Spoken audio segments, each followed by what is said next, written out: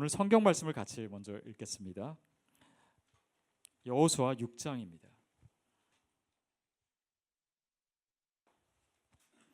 여호수아 6장 22절부터 24절까지입니다. 여호수아 6장 22절부터 24절까지 우리 한 목소리로 함께 읽도록 하겠습니다. 시작. 여호수아가 그 땅을 정탐한 두 사람에게 이르되 그 기생의 집에 들어가서 너희가 그 여인에게 맹세한 대로 그와 그에게 속한 모든 것을 이끌어내라 하매 정탐한 젊은이들이 들어가서 라합과 그의 부모와 그의 형제와 그에게 속한 모든 것을 이끌어내고 또 그의 친족도 다 이끌어내어 그들을 이스라엘 진영 밖에 두고 무리와 그 성과 그 가운데 있는 모든 것을 불로 사르고 은금과 동철 기구는 여호와의 집 곳간에 두었더라. 아멘. 몇 주 전에 토요일 날 저희가 이제 새벽 예배 드리지 않습니까? 근데 새벽 예배를 이제 하고 뒤에 기도하는 시간에 저희 교역자들을 위해서 기도하는 시간을 가졌습니다. 그래서 뭐 저랑 김한수 목사님, 이상훈 목사님 또 사모님들까지 이제 앞에 다 무릎을 꿇고 또 성도님들은 나오셔가지고 저희에게 손을 대고 안수기도하는 그런 시간을 가졌습니다. 저도 무릎을 꿇었는데 제가 이렇게 자세를 좀 잘못 잡았는지 무릎을 꿇었는데 다리가 너무 아픈 거예요. 그래가지고 계속 버티는데 정말 눈물이 날 정도로 아프더라고요. 그렇다고 중간에 일어설 수도 없고 성도님들 뒤에서 이렇게 다 누르고 있어가지고 일어나지도 못하고 그래서 그냥 간신히 이 아픔을 참고 기도가 끝날 때까지 버텼습니다.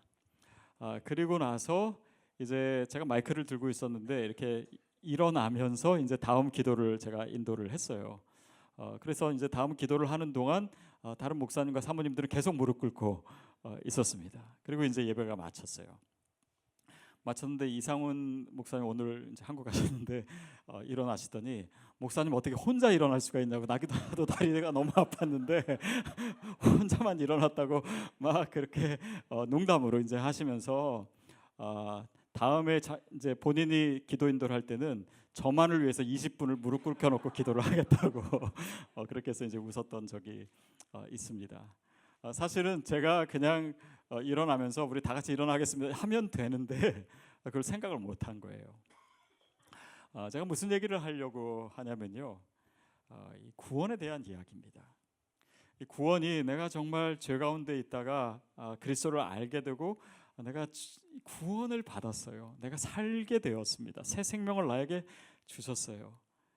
근데 나에게 주신 이 구원이, 이 생명이 다른 사람을 구하는 지혜와 또 능력과 그런 은혜가 될 수 있다라고 하는 사실을 우리가 잊고 살 때가 많습니다. 그래서 오늘 이 라합이 여리고 성이 무너진 가운데 구출을 받는, 그의 가족들과 구출을 받는 이 사건은 사실 구원에 대해서 굉장히 폭넓고 깊은 의미를 우리에게 던져줍니다. 그녀가 약속대로 정탐꾼에 의해서 이제 그 상황에서 구출을 받고 그의 가족들도 구원을 받고 그리고 나아가서는 라합이 메시아의 조상이 됩니다. 그리고 그 의미를 우리가 이 본문을 통해서 묵상하고자 합니다. 오늘 22절부터 읽었는데요. 그 전구절 21절 말씀을 우리 같이 한번 읽어보겠습니다. 21절 시작. 모든 것을 온전히 바치되 남녀노소와 소와 양과 나귀를 칼날로 멸하니라. 여리고 성이 무너졌습니다. 그리고 이스라엘 군사들이 여리고 성으로 진격해 들어갔습니다. 그리고 여호수아는 그 군사들에게 어떻게 명령했냐면 그 성 안에 있는 모든 사람을 죽이고 가축까지 다 진멸해야 된다. 여러분, 이것이 바로 가나안 땅 여리고 성의 타락에 대한 하나님의 심판이었습니다. 그리고 여호수아가 그렇게 명령하고 또 여리고 성이 그렇게 무너진 상황에서 그곳에 있는 사람들이 살아날 수 있는 가능성은 전혀 없어 보입니다. 진멸이에요. 여러분, 이것이 바로 오늘 라합이 구출을 받은 그 사건의 배경입니다. 다시 말하면 아무런 구원받을 가능성이 없는 것, 그저 진멸의 대상인 것이 우리의 구원의 상황이에요. 모든 사람이 죄를 범하였습니다. 그래서 하나님의 영광에 이르지 못한다고 로마서 3장 23절을 얘기해요. 우리가 다 죄인입니다. 다 죽음, 그 진멸의 대상이에요. 그리고 또한 6장 23절에서 말하는 바와 같이 죄의 삭은 사망입니다. 영원한 형벌이에요. 그 가운데 그 지륵 같은 가능성이 없는 그 어둠의 한가운데 은혜의 빛이 드러나기 시작하는 것입니다. 그것이 라합이 구원받은 사건이에요. 자, 22절, 23절 말씀을 같이 읽겠습니다. 22절, 23절 시작. 이르되 그 기생의 집에 들어가서 너희가 그 여인에게 맹세한 대로 그와 그에게 속한 모든 것을 이끌어내라 하매 정탐한 젊은이들이 들어가서 라합과 그의 부모와 그의 형제와 그에게 속한 모든 것을 이끌어내고 또 그의 친족도 다 이끌어내어 그들을 이스라엘 진영 밖에 두고, 정탐꾼들이 약속한 대로 라합을 구출해냅니다. 그의 가족들과 함께. 여러분, 우리에게 주어진 이 구원이라고 하는 것은요, 어느 날 그냥 우연히 우리에게 생긴 일이 아니라 약속된 일입니다. 누구를 통해서 약속되었을까요? 예수 그리스도를 통해서, 그의 십자가의 복음을 통해서 이미 저와 여러분에게 이 구원을 주시기로 하나님께서 약속하셨어요. 그리고 그 하나님은 신실하신 분이십니다. 그래서 그 구원의 역사가 우리에게 일어난 것이죠. 자, 그런데 오늘 본문은 뭐라고 얘기하고 있냐면, 우리가 표면상으로 보면 라합이 정탐꾼들을 숨겨 주었기 때문에 그들이 이스라엘 진영에 지금도 살고 있다. 다시 말하면 구출되었다라고 얘기해요. 그것이 또 25절에서 다시 반복됩니다. 그래서 표면적으로 보면 라합과 그 가족이 구원받은 사건이 라합이 정탐꾼들을 숨겨준 어떤 행위에 대한 결과로 이루어진 것처럼 얘기합니다. 그러나 이것은 사실 자세히 생각해 보면 좀 지나친 도약이에요. 왜냐하면 구원이라고 하는 것은 우리가 행한 어떤 행동의 결과로 이루어지는 것이 아닙니다. 라합이 물론 그 일을 한 것은 이스라엘 역사에 있어서 굉장히 중요한 사건입니다. 그러나 그녀에게 영원한 생명을 주고 그 가족에게 영원한 생명이 주어지고 또 메시아의 어떤 족보에 오르기까지 그런 것을 보장하기에는 사실은 그냥 하나의 일어났던 사건일 뿐입니다. 더 생각해 보면 보십시오. 그 정탐꾼들을 숨겨진 사건을 생각해 보면 라합이 그들을 찾아간 것이 아닙니다. 그들이 라합을 찾아온 거예요. 그러니까 어떻게 보면 수동적인 사건일 수 있습니다. 그리고 여리고에 수많은 집들이 있는데 정탐꾼들이 라합의 집에 찾아간 거예요. 그것도 사실은 은혜입니다. 그리고 이스라엘 백성이 막 홍해를 건너고 뭐 요단강을 건너고 이런 소문을 듣게 된 것도 요즘처럼 뭐 정보가 발달한 시기가 아닌데 그것도 또한 은혜일 수 있고, 그것을 듣고 하나님에 대한 경외감을 갖게 된 그 자체도 라합에게 허락된 은혜라고 할 수 있습니다. 또 숨겨주었다고 해서 그를 잡으러 온 사람들에게 발각이 되지 않은 것도 사실은 은혜예요. 그리고 정탐꾼들이 여리고성을 무사히 빠져나가게 된 것도 은혜의 사건이라고 할 수가 있습니다. 또 자신들을 숨겨주었다고 내가 여리고성에 다시 올 때 당신과 당신 가족을 구출해 내겠습니다라고 하는 약속을 굳이 하지 않을 수도 있었습니다. 그냥 돈 몇 푼 주고 끝날 수도 있었어요. 그런데 라합에게 주어진 그 약속 자체도 사실은 은혜라고 할 수가 있습니다.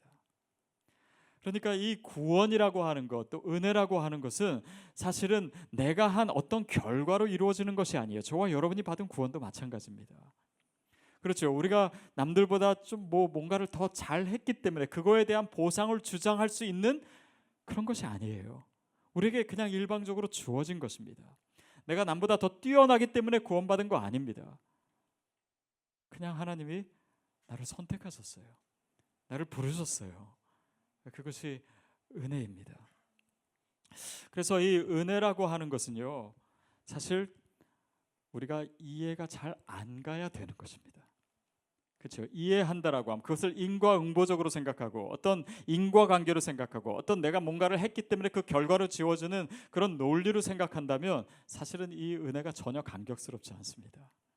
그러나 내가 죄인인데 굳이 나를 구원하실 이유가 없는데 하나님이 나를 찾아오셔서 나로 하여금 예수 그리스도를 믿게 하시고 저와 여러분이 오늘 이렇게 믿음 생활을 할 수 있고 이 자리에 있다라고 하는 것 자체가 하나님의 특별한 은혜인 줄로 믿습니다.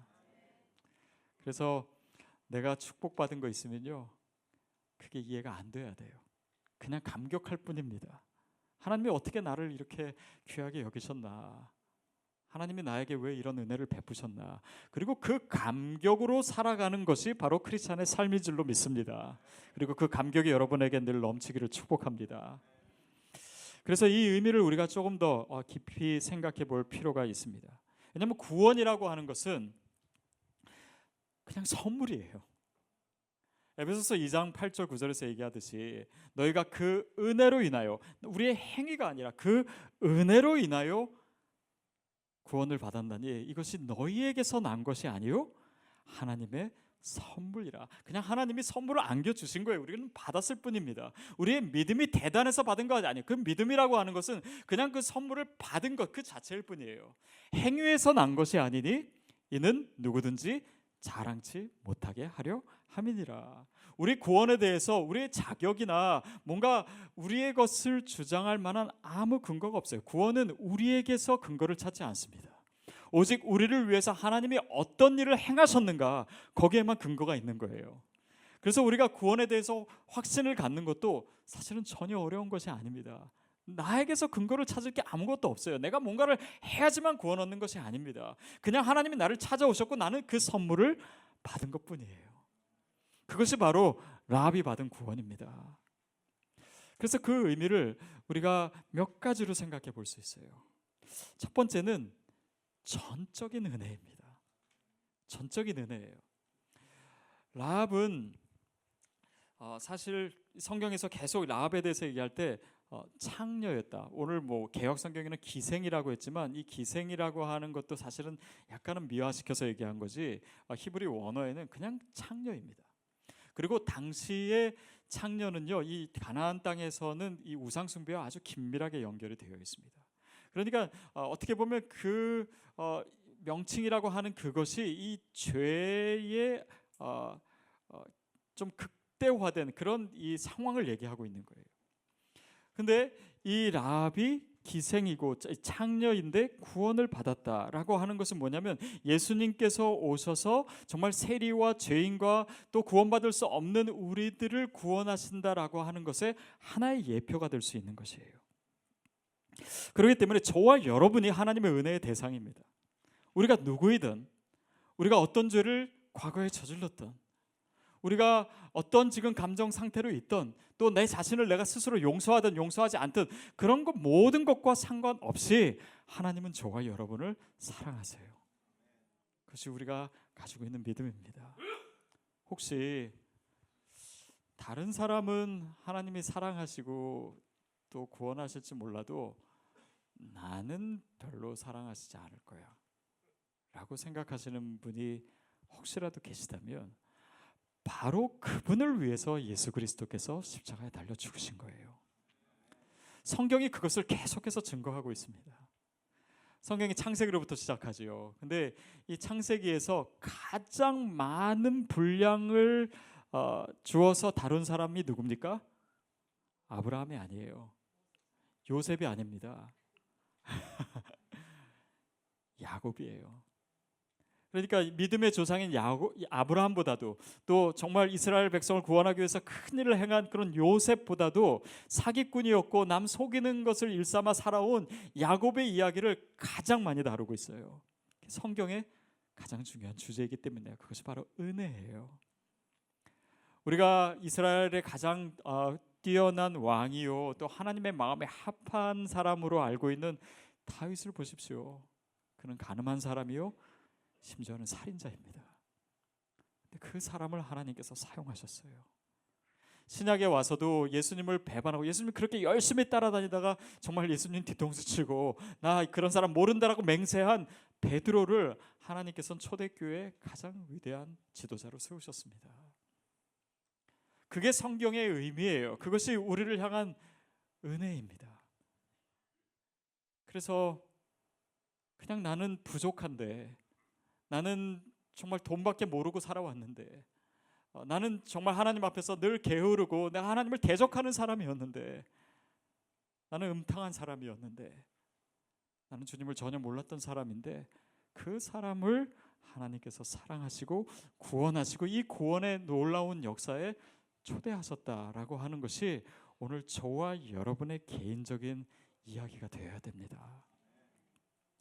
두 번째는 이 라합의 구원을 통해서 우리가 생각해야 되는 것은 그가 그렇게 큰 은혜로 인해서 구원을 받았음에도 불구하고 그가 죄인이라고 하는 실존은 성경에서 계속 주목하고 있다는 것입니다. 그래서 라합을 얘기할 때요, 구약에서도 얘기하고 신약에서도 3번을 얘기하는데 얘기할 때마다 다 창녀라고 하는 단어가 붙어요. 오늘 본문 안에 반해도 이 기생이라고 하는 단어가 2번이나 등장합니다. 더욱이 마태복음에 나올 땐 족보예요, 족보. 근데 족보를 쓰는 데 있어서 굳이 왜 이 여인이 창녀라고 하는 것을 성경이 드러낼까요?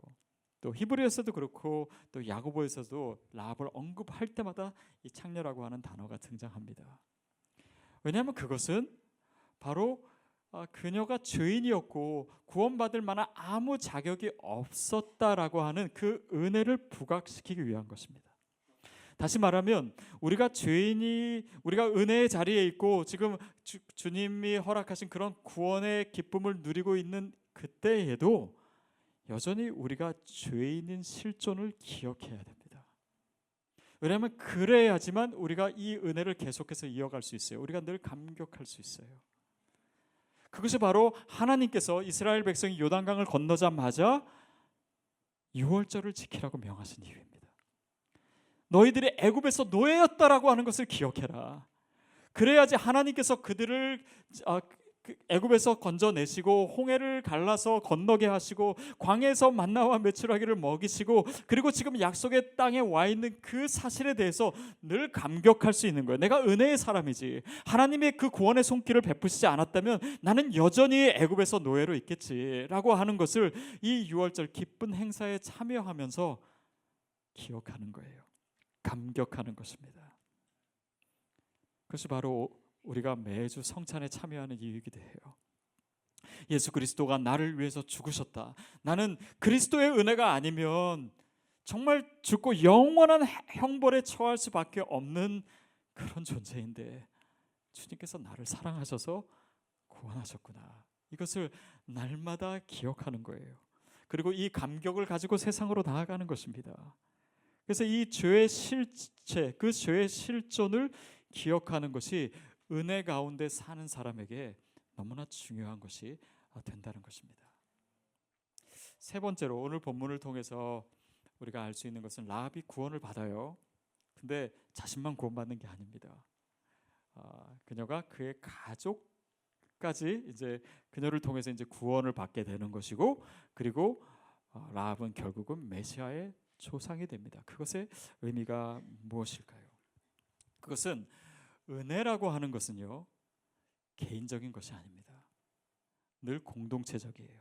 크리스찬의 신앙은 늘 공동체적입니다. 삼위일체 하나님의 공동체를 이루시고 우리가 예수를 믿게 되고 또 주님을 알게 되었을 때 그 공동체에 동참하는 것이에요. 그래서 우리 신앙은요, 본질적으로 공동체적입니다. 나만을 위한 신앙, 나는 구원받았으니까 나는 이제 됐다, 나는 죽어서 천국 간다, 이 신앙에 머무르는 것은 기독교의 복음을 오히려 다 알지 못하는 것일 뿐만 아니라 오히려 왜곡하는 것입니다. 그래서 이 믿음의 공동체라고 하는 것이 왜 중요한가? 왜냐하면 구원은요, 그냥 내가 얻게 된 나의 소유물이 아니에요. 그 구원은 나 혼자 갖고 누리는 그런 전유물이 아닙니다. 구원이라고 하는 것은 다른 사람을 구원하는 능력이에요. 그것이 십자가의 능력입니다. 나아가 하나님의 나라를 이루는데 필요한 하나님의 능력입니다. 그것이 나에게 주어진 구원이에요. 그 구원의 의미를 우리가 갖고 있는 것, 알고 있는 것이 너무나 중요합니다. 근데 많은 경우 내 구원이요, 다른 사람과의 구원과 단절되어 있어요. 내가 받은 구원이 하나님께서 이 땅에서 이루고자 하시는 하나님의 나라와 단절되어 있어요. 왜냐하면 구원을 소유로 생각하기 때문에. 그렇기 때문에 내가 소유한 어떤 것이 되고, 왜냐하면 우리가 잘못 구원을 이해하면 내가 노력해서 내가 신앙생활을 해서 얻어낸 무엇이라고 생각했을 때 자연스럽게 이것이 나의 소유가 되는 것입니다. 도요토옙스키가 쓴 카라마조프가의 형제들이라고 하는 책이 있습니다. 근데 이 책의 73장인가에 가면요, 한 이야기가 나옵니다. 양파 한 뿌리에 대한 것이에요. 어떤 이야기냐면 한 할머니가 살고 있었습니다. 근데 이 노파는 굉장히 못되고 또 다른 사람들한테 못되게 굴고 자기만 알고 그렇게 일생을 살았어요. 그래서 선한 일도 별로 하지도 않고 그러다 살다가 죽었습니다. 그리고 지옥불에 던져졌어요. 자, 지옥불에 던져져서 정말 너무나 죽을 고생을 하고 있는데 그녀를 일생 동안 같이 하던 수호 천사가 지옥을 지나가면서 그 할머니를 보게 된 거예요. 너무 안쓰러워가지고 내가 뭔가 좀 도와줄 것이 없을까, 아니면 이 지옥에서 계속 살지 않고 천국에 갈 수 있는 어떤 방법은 없을까 해서 하나님께 이제 찾아갔어요, 이 수호 천사가. 그래서 그 할머니가 저렇게 고생을 하고 있는데 뭔가 구해줄 수 있는 방법이 없겠습니까? 그랬더니 그 할머니는 착한 일도 하나도 한 것이 없다 이렇게 하니까 그래도 혹시 있나 제가 찾아보겠습니다 라고 해서 그 할머니 일생을 적은 그 책을 다 들여다보면서 한 가지를 찾아냈어요. 그게 뭐냐면 여자 거지였는데 거지에게 양파 한 뿌리를 건네준 적이 있는 거예요. 그래서 이거를 가지고 이제 하나님께 다시 가가지고 이렇게 좀 비슷하게나마 한 것이 있으니까 이걸 통해서 좀 어떻게 안 되겠냐고. 그랬더니 하나님이 그러면 좋다. 내가 양파 한 뿌리를 줄 테니까 그것을 가져가서 그 지옥에 있는 할머니에게 내밀고 그 양파의 줄기를 잡고 잘 따라오고 끌려오면은 내가 천국에 갈 수 있게 해주겠다. 뭐 이렇게 했어요. 그래서 그 할머니는 그 양파를 잡았습니다. 그리고 수호천사가 그 양파가 끊어지지 않게 이렇게 잘 끌고 갔어요. 근데 한 중간쯤 왔을 때 이 할머니가 천국 쪽으로 막 가니까 그 지옥불에 같이 있던 사람들이 할머니에게 막 매달리기 시작하는 겁니다. 할머니 혼자 가지 말라고, 같이 가자고 막 매달렸어요. 그러니까 할머니가 이렇게 나를 잡아당기면 이 양파줄 끊어줄 수도 있으니까 놨더라고. 이 양파는 내 거야 라고 하면서 그 사람들을 발로 차고 그렇게 해서 막 실랭이를 하는 동안 양파가 끊어져 버린 거예요. 그래서 그 할머니와 그 지옥불에 있던 사람들이 다 같이 다시 지옥으로 돌아갔다라고 하는 이야기입니다. 자, 근데요, 이 이야기 속에 우리가 생각해야 될 굉장히 중요한 구원의 의미가 있습니다. 왜냐하면 이 할머니는요, 자기가 그 양파를 잡고 가게 된 것을 자기가 예전에 뭔가를 했기 때문에 주어진 기회라고 생각했어요. 근데 사실은 그 할머니가 그걸 했기 때문에 간 것이 아닙니다. 수호천사가 또 하나님이 그녀를 불쌍히 여겨준 거예요. 연민입니다. 긍휼함이에요. 그냥 은혜예요. 그래서 이 양파는 이 상황 속에서 은혜를 상징해요. 은혜는 내가 뭔가를 했기 때문에 내가 당연히 받아야 되는 그 어떤 것이 아닙니다. 더욱이 이 할머니는 이 양파는 내 거야 라고 얘기했어요. 이 구원, 이 은혜를 내가 소유한 것으로 생각했습니다. 다른 사람에게 너희 것이 아니라 나에게 주신 거야 라고 생각했어요. 그것이 중요한 구원에 대한 왜곡이에요. 왜냐하면 그 은혜라고 하는 것은요, 어떤 물건이 아닙니다. 내가 소유하는 어떤 것이 아니에요. 많은 경우 사람들이요, 이 세상에서 뭔가를 소유하며 살다가 이 하나님의 은혜마저도 내 소유의 개념으로 이해한 나머지 그렇게 접근해요. 그러나 소유가 아니라요, 존재의 개념입니다. 다시 말하면 그 은혜를 내가 받고 그 은혜가 내 삶을 변화시키는 거예요. 내가 그 은혜 속으로 들어가는 것입니다. 그래서 그 은혜가 나를 통해서 드러나는 삶의 방식을 갖는 것, 그것이 바로 구원이 존재적 의미를 갖는다라는 거예요. 여러분, 오늘도 우리가 믿음 생활을 하면서 이 구원이라고 하는, 이 은혜라고 하는 개념을 우리 스스로 잘못 알고 또 믿음의 삶을 잘못 살아갈 때가 있습니다. 왜냐하면 하나님께서 우리에게 주신 이 구원이라고 하는 것은 나와 너를 단절시키는 것이 아니라 나와 다른 사람을 연결시키는 것이에요. 그리고 그런 이 은혜의 삶을 통해서 나의 구원을 하나님 나라와 연결시키는 것입니다. 이게 바로 라합이 메시아의 족보에 들어갔다, 메시아의 조상이 되었다라고 하는 의미입니다. 그냥 이 라합이라고 하는 사람이 어떻게 정탐꾼 이렇게 숨겨졌는데 잘 돼가지고 아주 유명한 가문의 이름을 올렸다, 이런 의미가 아니에요. 그게 아니라 하나님의 구원의 역사, 아브라함부터 이어지는 예수 그리스도로 이어지는 이 구원의 거대한 이야기 속에 라합이 들어가게 된 것입니다. 이게 구원이에요. 그렇다면 저와 여러분도 메시아의 족보에 오른 사람들입니다. 그래서 저와 여러분이 구원을 받음으로 이 하나님의 구원의 아름다운 역사, 이 하나님 나라의 역사에 우리가 들어가게 된 것이에요. 그 역사에 참여하게 된 것입니다. 그래서 내가 예수를 믿고 그냥 끝나는 것이 아니라 나를 통해서 또 다른 사람이 구원을 받게 되고, 그 후손으로서는 엄청난 선교사가 나올 수도 있고 시대를 바꾸는 그런 믿음의 사람들이 나올 수 있고, 그 아름다운 하나님 나라의 역사에 저와 여러분이 들어가게 된 줄로 믿습니다. 그게 족보의 옳은 의미예요. 그게 라합이 경험한, 체험한 구원입니다. 사도 바울처럼 내가 예수님을 핍박하던 사람인데, 근데 하나님이 나를 아시고 나를 구원해 주시고 내가 예수 그리스도를 알게 하셔서 그 예수 그리스도를 이방인들에게 전하는 그런 직분을 맡게 된 것에 감격하는 것처럼, 내가 죄인이요, 내가 회방자요, 내가 핍박자요, 내가 포행자였는데 주님 나를 이렇게 부르셔서 나를 사용하십니까? 그 은혜의 감격으로 그 일생을 살았던 그 모습이 바로 구원의 모습입니다. 저와 여러분을 하나님이 그렇게 부르셨어요. 그래서 저 자신도 부족하지만 하나님께서 저를 통해서 엄청난 일을 하실 거라고 저는 믿습니다. 왜냐하면 제가 은혜의 사람이기 때문에, 라합과 같은 은혜의 사람이기 때문에, 그 구원의 역사에 초대했기 때문에 그 구원을 나의 것으로 여기지 않는 한 하나님은 저와 여러분의 인생을 그렇게 아름답게 사용하실 거예요. 저는 그래서 이 구원에 대해서 여러분이 확증할 수 있게 되기를 바랍니다. 내 것이 아니에요. 내 성취가 아닙니다.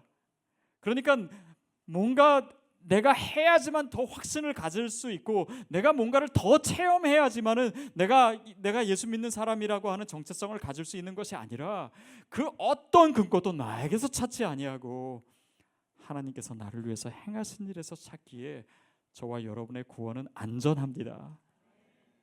그리고 그 구원을 받은 우리들이 하나님의 이 큰 그림 안에서, 그 하나님 나라에 참여해서, 그 메시아의 족보 속에서 그 구원의 역사 속으로 들어가서 살아가는 그 풍성한 은혜, 그 은혜의 부요함을 저와 여러분이 누리며 살게 되기를 축복합니다.